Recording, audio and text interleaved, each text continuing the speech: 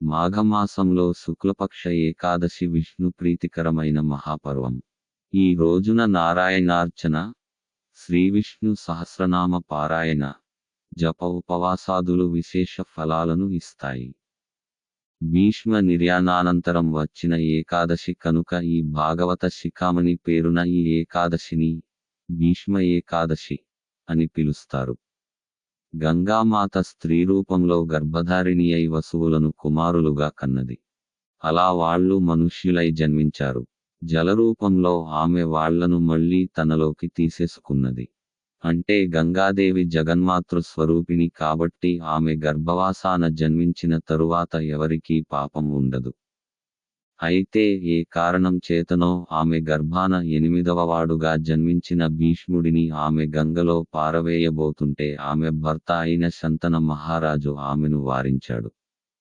అందుకని ఆ పిల్లవాడిని ఆయననే పెంచుకోమని అప్పగించి ఆమె వెళ్ళిపోయింది.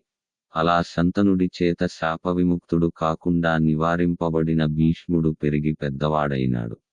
ఆయన బోధించిన విజ్ఞాన సంపద, ఆయన బోధించిన ప్రతి వాక్యము అనాదికాలం నుంచి వచ్చినటువంటి సత్యానికి అతి సన్నిహితంగా ఉంటుంది. సత్యాన్ని అది ధరించి ఉంటుంది. భారత యుద్ధంలో 11 రోజుల తర్వాత భారత యుద్ధంలో 11 రోజులు యుద్ధం చేసి గాయపడి అంపశయ్యపై పరుండి ఉత్తరాయణ పుణ్యకాలం కోసం ఎదురు చూస్తున్న భీష్ముణ్ణి చూడడానికి యుద్ధానంతరం కృష్ణుని తోడ్కొని పాండవులు వస్తారు. ఆ సందర్భంలో శ్రీకృష్ణుని చూసి భీష్ముడు చేసిన స్తుతిలో భాగం ఈ పద్యం.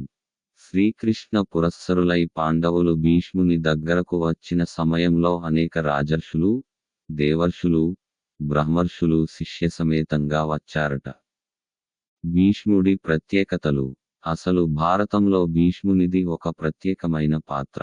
శీలంలోనేమి, శౌర్యంలోనేమి, నీతిలోనేమి, నిష్ఠలోనేమి భీష్మునికి సాటి భీష్ముడే. చిన్నతనం నుంచి ఆయన త్యాగపురుషుడే. తండ్రి కొరకు స్వసుఖాన్ని, రాజ్యాన్ని అన్నీ వదులుకున్నవాడు భీష్ముడు తప్ప మరొకడు లేడు. యయాతి పుత్రుడైన పూరుడు తండ్రి చేత అడగబడి కొంతకాలం పాటు తండ్రి వృద్ధాప్యాన్ని స్వీకరించాడు. కాని భీష్ముడు తనంతట తానే తండ్రి సుఖం కొరకు తన వారసత్వ హక్కైన రాజ్యాన్ని త్యాగం చేయడమే కాక భవిష్యత్తులో తన మాట తన సంతానం ఉల్లంఘిస్తారేమో అన్న అనుమానం వెలిబుచ్చబడినప్పుడు వివాహాన్నే వద్దనుకున్నాడు. తన తమ్ములు చనిపోయిన తర్వాత కూడా తన భీషణ ప్రతిజ్ఞకు కారణం అయిన సత్యవతీదేవి స్వయంగా ఆజ్ఞాపించిన తన ప్రతిజ్ఞను భంగం చేయడానికి భీష్ముడు అంగీకరించలేదు. శ్రీకృష్ణుడి గురించి భీష్ముడు. శ్రీకృష్ణుడు కేవలం నరుడు కాడని, ఆయన సాక్షాత్తు పురుషోత్తముడైన శ్రీమన్నారాయణుడని శ్రీకృష్ణుని సమకాలికులలో ఎరుకగల్గిన అతి కొద్దిమందిలో భీష్ముడు ముఖ్యుడు. తనకు తెలిసిన ఆ విజ్ఞానాన్నంతా ధర్మజునకు బోధించాడు. భారతంలో శాంతి పర్వం, అనుశాసనిక పర్వం భీష్ముని మహావిజ్ఞానానికి నిలువెత్తు దర్పణాలు. భీష్మ ఏకాదశి రోజు ఏ పారాయణం చేస్తే మంచిది? అష్టమనువుల్లో ఒకరిగా, శౌర్యప్రతాపంలో అసమాన ప్రతిభ కలిగిన మహానుభావుడు భీష్మాచార్యుడు. కురువృద్ధుడు, అత్యంత శక్తివంతుడు, తెలివైనవాడు అయిన భీష్మాచార్యుడు మహాభారత యుద్ధంలో నేలకొరిగినప్పటికీ దక్షిణాయనంలో మరణించడం ఇష్టం లేక ఉత్తరాయణం కోసం వేచి ఉన్నాడు. తన నిర్యాణానికి సమయం నిర్ణయించుకున్నాడు. 58 రోజులు అంపశయ్యపై పవళించి ఉత్తరాయణ పుణ్యతిథి కోసం వేచి చూస్తోన్న భీష్ముని చూసేందుకు శ్రీకృష్ణుడు వచ్చాడు.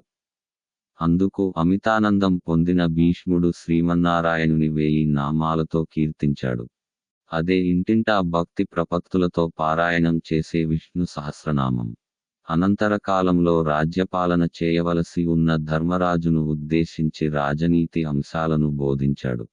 ధర్మరాజు అడిగిన ప్రశ్నలకు భీష్ముడు ఇచ్చిన సమాధానమే విష్ణు సహస్రనామానికి ఉపోద్ఘాతం. మాఘశుద్ధ అష్టమి నాడు పరమపదించాడు. మాఘశుద్ధ అష్టమి నాడు భీష్మాచార్యుని ఆత్మ శ్రీకృష్ణునిలో లీనమైంది. భీష్ముడు మోక్షం పొందిన తర్వాత వచ్చిన మాఘశుద్ధ ఏకాదశిని భీష్మ ఏకాదశి, మహాఫల ఏకాదశి, జయ ఏకాదశి అని అంటారు.